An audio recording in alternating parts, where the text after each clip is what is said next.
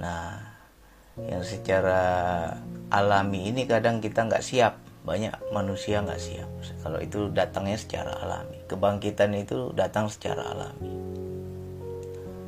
Kalau yang secara dipaksa itu karena kita belajar.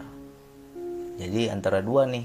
Kamu memang mencari ilmu itu, atau memang kamu nggak cari awalnya.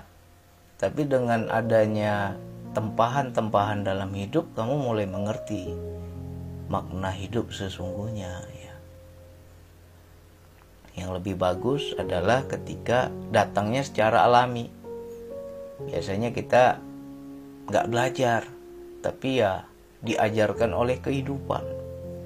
Contohnya atau cirinya itu apa bang? Ya, Allah membanting hidupmu.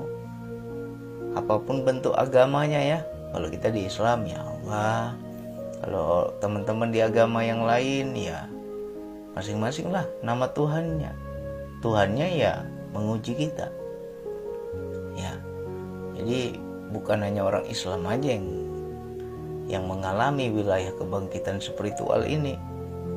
Ciri-cirinya adalah ya kita diberikan ujian bertubi-tubi sampai kita merasa di titik terendah. Di titik terendah ini biasanya yang diserang itu adalah di mana letak keakuan dan kemelekatan kita. Ketika kita selama ini merasa mampu, lalu mulai bangkit spiritual itu, maka kamu akan dibuat gak mampu. Ya, ada yang jatuh ekonominya, ada yang hancur rumah tangganya, ada yang dikasih penyakit, ada yang dikasih pengkhianatan, ya. Ibaratnya dia sudah setia, dikhianati pasangannya. Di situ hidupnya jadi hancur ya.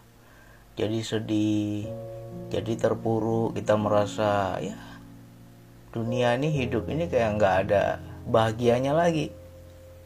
Nah, di wilayah ini juga kita harus prasangka baik. Bagi teman-teman yang lagi mengalami hal itu, anggap saja ini lagi proses dibentuk.